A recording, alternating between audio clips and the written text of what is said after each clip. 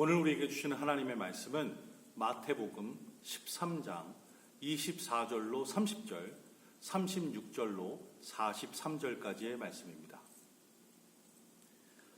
예수께서 그들 앞에 또 비유를 들어 이르시되 천국은 좋은 씨를 제 밭에 뿌린 사람과 같으니 사람들이 잘 때에 그 원수가 와서 곡식 가운데 가라지를 덧뿌리고 갔더니 싹이 나고 결실할 때 가라지도 보이거늘 집주인의 종들이 와서 말하되 주여 밭에 좋은 씨를 뿌리지 아니하였나이까?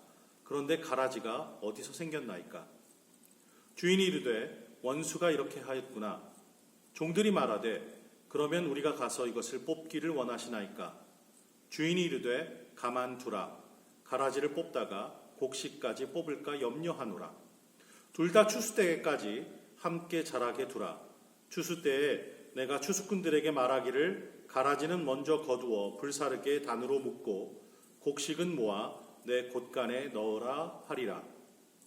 이에 예수께서 무리를 떠나 집에 들어가시니 제자들이 나와 이르되 밭의 가라지의 비유를 우리에게 설명하여 주소서. 대답하여 이르시되 좋은 씨를 뿌리는 이는 인자요 밭은 세상이요 좋은 씨는 천국의 아들들이요 가라지는 악한 자의 아들들이요 가라지를 뿌린 원수는 마귀요 추수 때는 세상 끝이요 추수꾼은 천사들이니 그런즉 가라지를 거두어 불에 사르는 것 같이 세상 끝에도 그러하리라. 인자가 그 천사들을 보내리니 그들이 그 나라에서 모든 넘어지게 하는 것과 또 불법을 행하는 자들을 거두어내어 풀무불에 던져 넣으리니 거기서 울며 이를 갈게 되리라. 그때의 의인들은 자기 아버지 나라에서 해와 같이 빛나리라. 귀 있는 자는 들으라. 아멘. 하나님의 말씀입니다.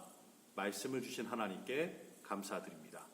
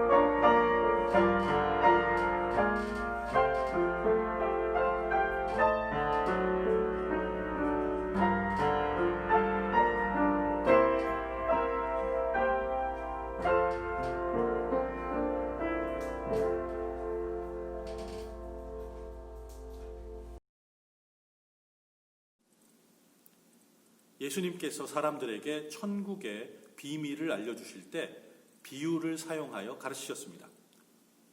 때로는 이 비유가 너무나 어려워서 이해하기가 힘들었습니다.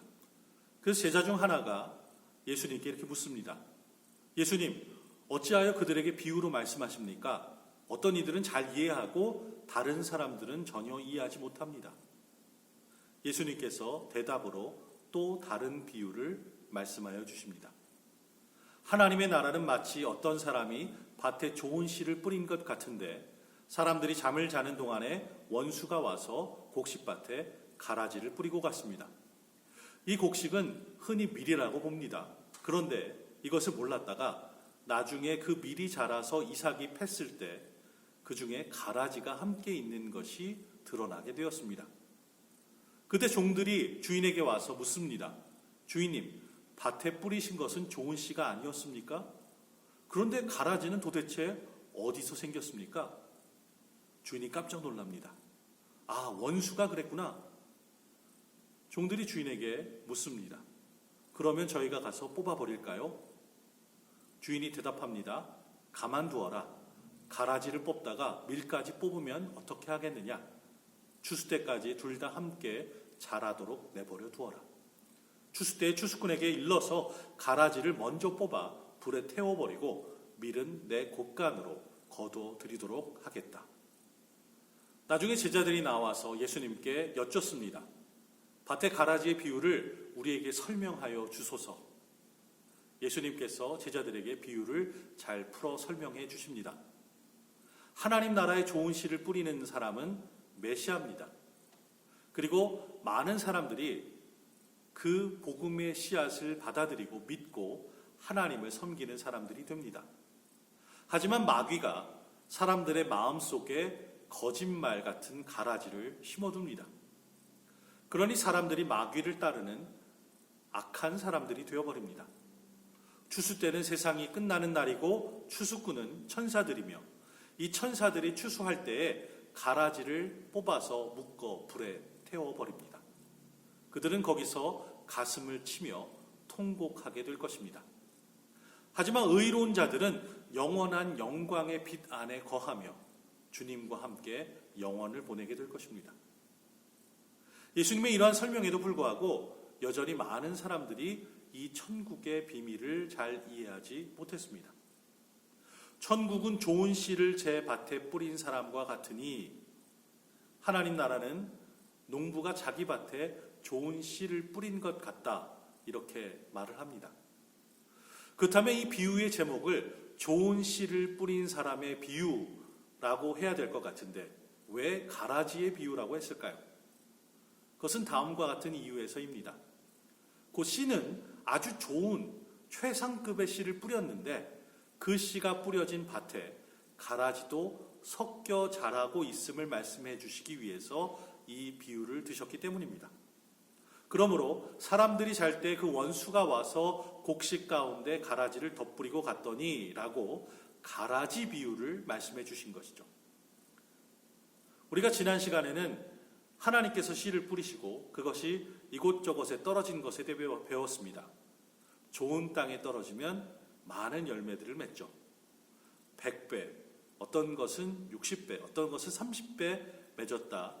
우리가 함께 마태복음의 말씀을 보았습니다.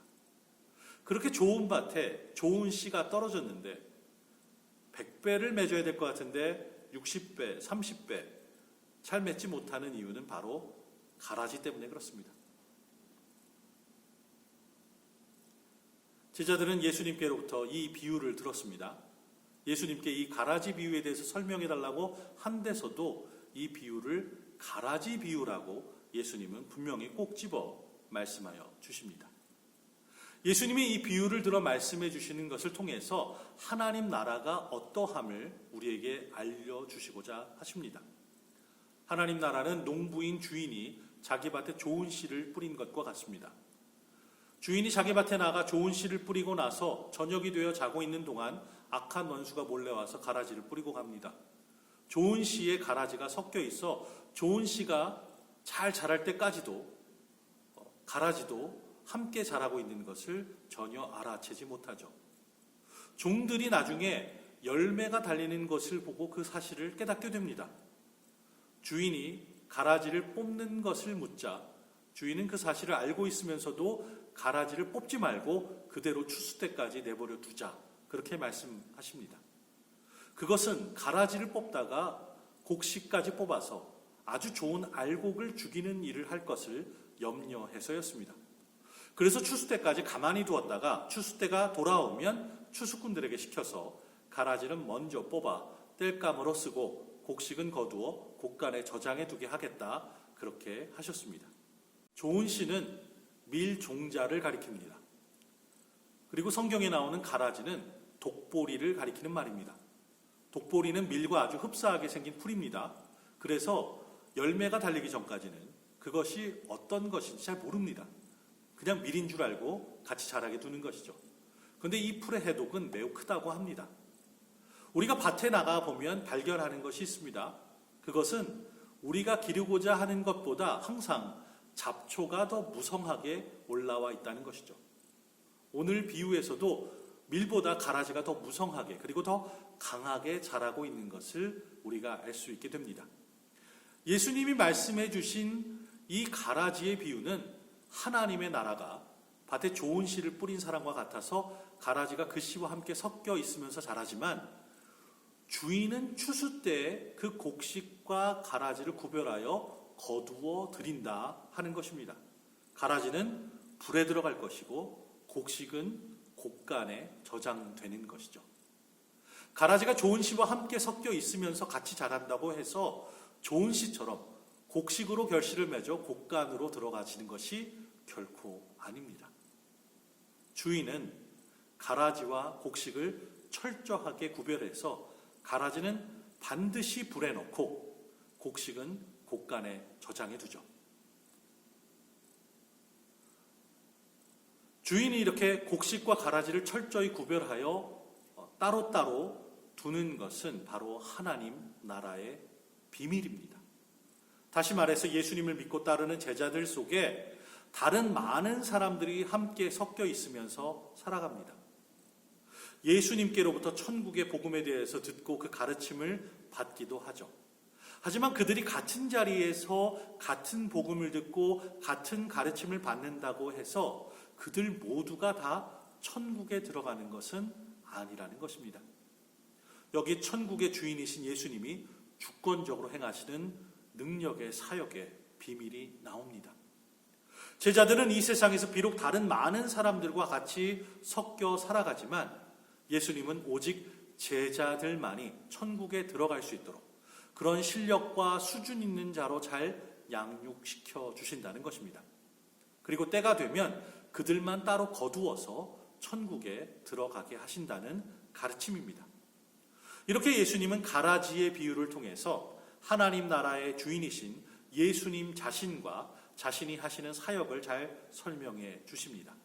하나님 나라의 비밀을 잘 보여주신 것입니다. 이렇게 하나님 나라의 주인이신 예수님은 다시 오십니다.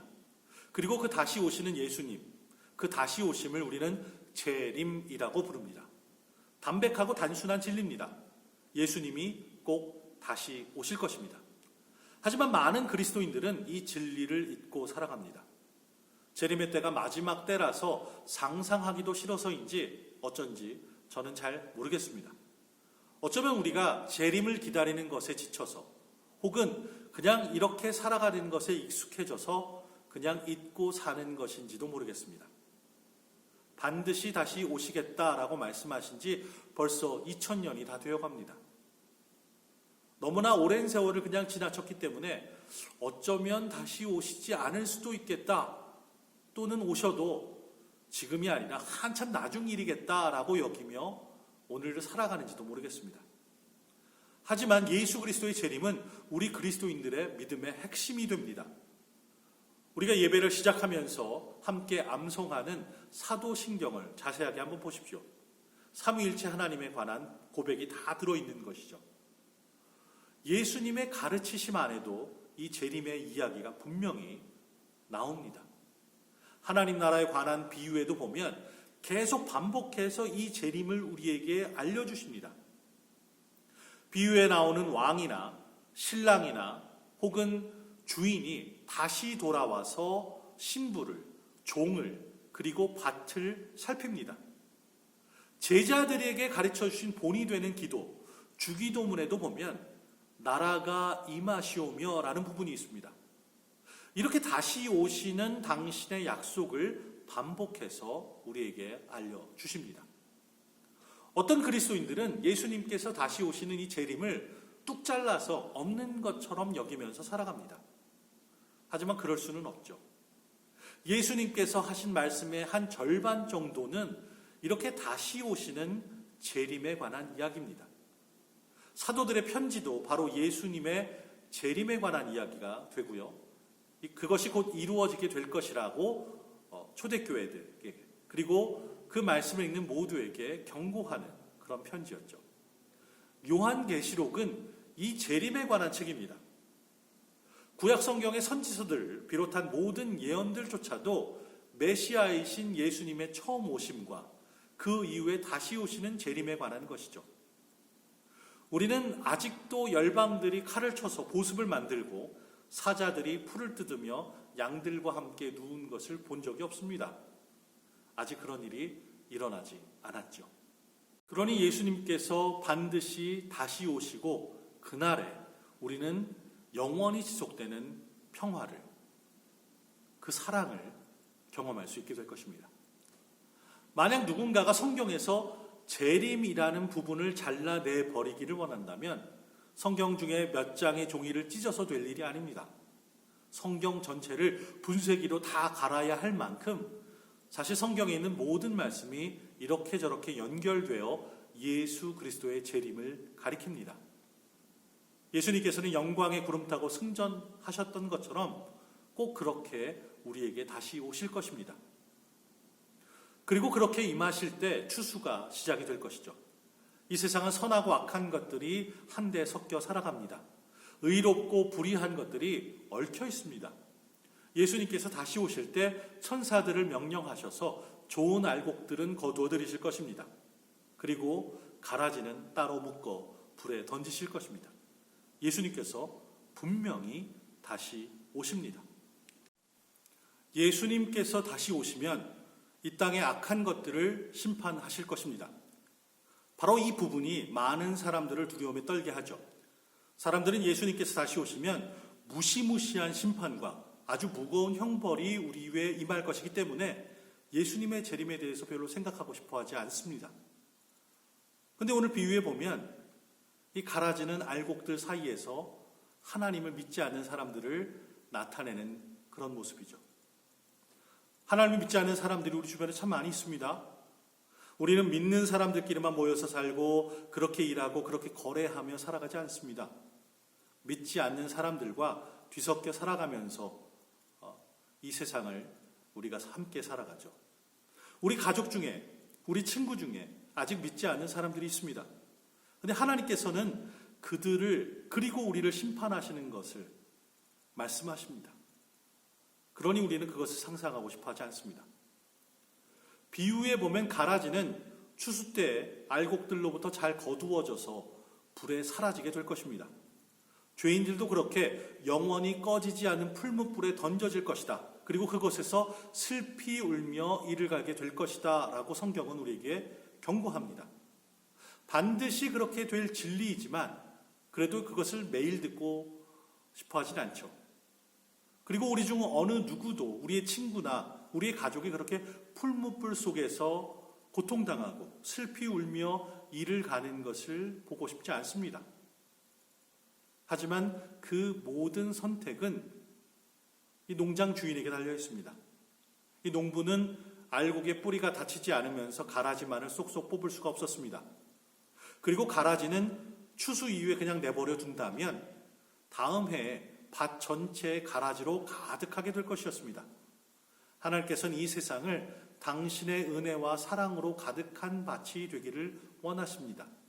하지만 하나님과 원수된 마귀는 이 세상에 미움과 거짓을 잔뜩 심어 놓았죠. 하나님께서는 그 거짓과 미움을 불살라 밭을 깨끗게 하기를 원하십니다. 그래서 예수님께서 다시 오시면 악한 것들을 분명 심판하실 것입니다. 오늘의 비유가 끝나지 않습니다.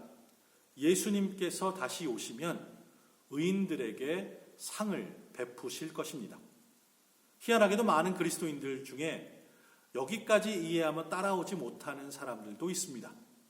무시무시한 심판을 강조하고 그 말씀을 듣다 보니 심판 이후에 다른 말씀이 있다는 것을 까맣게 잊어버리는 사람들이 있죠. 이 의인에게 상을 주시는 하나님을 잘 보지 못합니다. 이 비유를 통해 예수님께서는 우리에게 분명하게 말씀하십니다. 의인들은 하나님 나라에서 해와 같이 빛난다고 말입니다. 옛날 선조가 쓴 시 중에 이런 부분이 있습니다. 까마귀 노는 곳에 백로야 가지 마라. 까마귀는 까마귀끼리, 그리고 백로는 백로끼리 어울려 살아가는 것이고 서로 섞이다 보면 깨끗하게 씻은 백로의 몸이 더럽게 물드니 조심하라 라는 이야기죠. 그래서 믿는 사람들은 세상과 섞이면 안 되고 믿는 사람들끼리 교제하고 믿는 사람들끼리 가정을 이루고 그렇게 살면 더 좋다 하는 이야기를 여러분 많이 들어보셨을 것입니다. 이상적인 이야기죠. 그런데 우리가 살아가는 세상은 이 이상적인 상황보다 조금 더 복잡합니다. 세상이 그렇게 흙과 백으로 나뉘고 분리되고 끼리끼리 모이지 않죠. 다 이렇게 저렇게 섞여서 살아갑니다. 흙과 백이 아니라 흙과 백 사이에 수많은 종류의 다른 회색들이 존재합니다. 그리고 겉은 검은데 속은 하얗고 겉이 하얀데 속은 시커먼 사람들이 너무나도 많이 있습니다. 오늘 비유에 나오는 알곡들이 가라지와 함께 살아가야 하는 것처럼 우리는 이 세상에서 가라지와 함께 살아가야 합니다. 때로는 세상의 가라지가 우리의 목을 조여오고 필요한 양분과 햇빛을 다 뺏어간다고 해도 우리는 함께 살아야 합니다. 하지만 무작정 그렇게 살아가는 것이 아닙니다. 추수 때가 다가오기에 우리는 당당히 그 어려움을 맞서며 살아갈 수 있습니다. 초대교회 그리스도인들은 이것을 잘 이해했을 것이라고 저는 믿습니다. 그들은 온갖 어려움들을 견뎌야만 했습니다. 그들을 둘러싼 세상은 만만치 않았죠.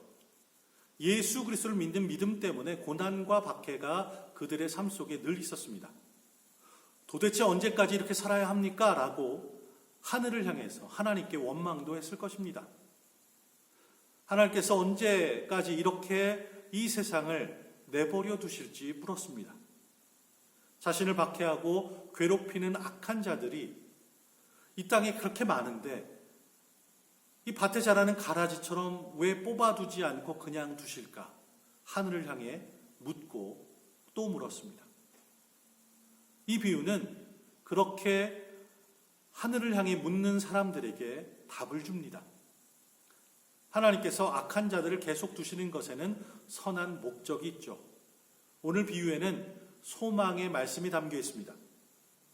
악인들이 벌을 받고 어려움을 견디고 믿음을 지킨 의인이 상을 받는 날이 분명히 다가옵니다. 예수님께서 반드시 다시 오셔서 의인들에게 상을 베풀어 주실 것입니다. 오늘 비유도 잘 풀어져 있기 때문에 우리가 잘 이해할 수 있습니다. 우리가 잊지 말고 기억해야 할 것은 이것입니다. 씨앗은 자라서 무엇이 될지 스스로 선택할 수가 없습니다. 하지만 우리는 스스로 선택할 자유가 있습니다. 우리는 예수 그리스도를 믿는 믿음을 선택할 수 있죠. 그 믿음을 굳게 붙잡고 천국의 열매를 맺는 알곡이 될 수 있습니다. 또한 우리는 다른 것에 우리의 믿음을 걸 수도 있습니다. 내 지식에, 내 경험에, 내 두꺼운 지갑에, 내 힘에, 높은 자리에 그렇게 우리의 믿음을 걸고 살아가는 사람들이 많습니다. 그리고 튼실하게 자라는 알곡을 위협하는 가라지가 될 수도 있습니다. 여러분에게 묻겠습니다. 여러분은 가라지입니까? 아니면 알곡입니까? 이것은 굉장히 중요합니다. 내가 무엇인가에 따라서 오늘 이 비유의 말씀이 소망의 말씀이 될 수도 있고 엄중한 심판의 말씀이 될 수도 있기 때문에 그렇습니다. 예수님은 지금 이 가라지 비유를 누구에게 하고 있습니까? 자기를 믿고 따르는 제자들에게, 그리고 이 말씀을 열심히 듣고 그 말씀을 듣고 그대로 따르며 살아가기를 원하는 무리들에게 하고 있는 것입니다. 그들 모두가 하나님의 아들들은 아니라는 것입니다. 이 말씀을 듣는 모든 사람들이 다 천국에 들어가는 것이 아니라는 거죠. 그들 중에 많은 사람들은 악한 마귀의 자식들이고 지옥에 들어가게 됩니다. 지금 그 말씀을 그들에게 하시고 있는 겁니다. 예수님이 뿌린 씨에 의하여 곡식으로 여물어 가고 있는 사람들은 예수님의 제자들이죠. 그러나 그들 곁에는 항상 가라지로 자라나고 있는 많은 사람들, 즉 악한 마귀의 종들이 있습니다. 그런데 그들은 하나님의 아들들인 예수 그리스도의 제자들보다 더 크고 무성하고 더 강하게 자라나고 있습니다. 그들에 비하면 하나님의 아들들인 예수 그리스도의 제자들은 얼마나 작고 볼품없는 사람들입니까? 이 세상의 잣대로 보면 참 모냥 빠지는 사람들입니다. 그러나 하나님의 아들들은, 하나님의 자녀들은 그렇게 자라나고 있습니다. 바로 그것이 하나님 나라의 비밀입니다. 이 세상에 살아가는 날에는 그렇지만 마지막 날에는 어떻게 됩니까? 가라지가 곡식과 함께 곡간에 들어가는 법은 절대로 없습니다. 가라지는 불 속에 던져지는 운명입니다. 곡식은 따로 구별되어 곡간에 들어가서 저장됩니다. 그런데 그 사실을 누가 알겠습니까? 하나님과 하나님의 천사들 외에는 아무도 모르는 비밀입니다. 그렇기 때문에 하나님 나라의 비밀이라고 하는 것이죠. 주님을 사모하는 사람들은 이 하나님 나라의 비밀을 깨달아 아는 사람들입니다. 그렇기 때문에 악한 사람들이 아무리 형통하는 것을 보고도 부러워하지 않죠.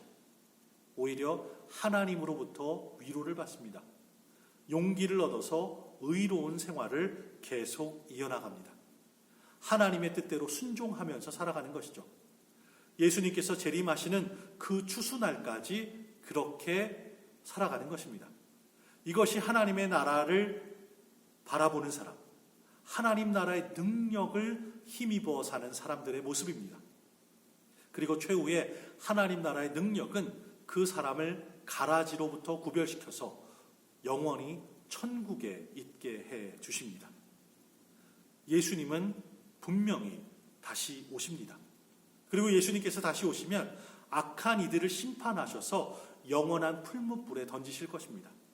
그리고 예수 그리스도를 믿는 믿음을 붙들고 잘 견디어낸 사람들에게 풍성한 상을 베풀어 주실 것입니다. 하나님 나라의 비밀을 아는 사람들은 성령의 인도하심 따라 그리스도 안에 살고 그리스도를 위하여 살고 그리스도만을 바라보며 살아갑니다. 그리고 그들은 하나님 나라의 해와 같이 빛나게 될 것입니다. 이 귀한 천국의 비밀을 깨달아 그 말씀을 붙들고 오늘도 승리하며 이기며 살아가시는 저와 여러분 되시기를 주님의 이름으로 축원합니다. 아버지 하나님, 귀하고 복된 천국의 비밀을 우리에게 알려주심을 감사드립니다. 우리가 이 땅에 살아가면서 때로 낙심하고 때로 실망할 때가 너무나도 많이 있습니다.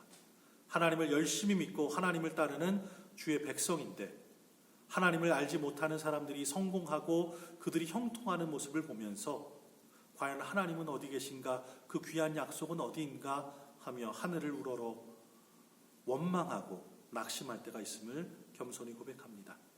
하지만 마지막 때 해와 같이 빛나게 될 그 영광의 면류관을 바라보며 오늘을 이기며 승리하게 하여 주시옵소서. 우리의 삶의 모습이 주님의 약속을 온전히 붙들고 주님을 위해 살며 주님을 예배하며 찬양하는 알곡의 모습이기를 간절히 소망합니다. 이 믿음을 저버리지 않고 온전히 주님만을 붙들며 살아가는 주의 백성들, 귀한 알곡들이 되게 하여 주시옵소서. 우리 주변에 아직 알곡이 되지 못한 가라지들이 너무나도 많습니다. 주님, 그들이 풀무불에 던져지는 그때가 오기 전에 주여 그들을 주님께서 붙들어 주시옵소서. 그들의 마음밭을 갈아주시고 그들의 성품을 주님 치유하여 주셔서 온전히 복음을 받아 그들 또한 알곡이 되게 하여 주시옵소서. 그리고 그들이 알곡이 되기까지 엎드려 중보하며 그들의 영혼을 위하여 구하는 우리 각 사람과 우리 교회가 되게 하여 주시옵소서. 그래서 함께 주님 예비하신 곳간에 들어가 하나님을 찬양하며 영원히 주님과 더불어 사는 그 날이 속히 오기를 바라는 약속을 붙들고 살아가는 귀한 사람들이 되게 하여 주시옵소서. 오늘도 우리를 붙들어 주심을 감사드립니다. 이 귀한 약속을 믿으며 이 한 주간 승리하게 하여 주시옵소서. 예수 그리스도의 이름으로 기도드리옵나이다. 아멘.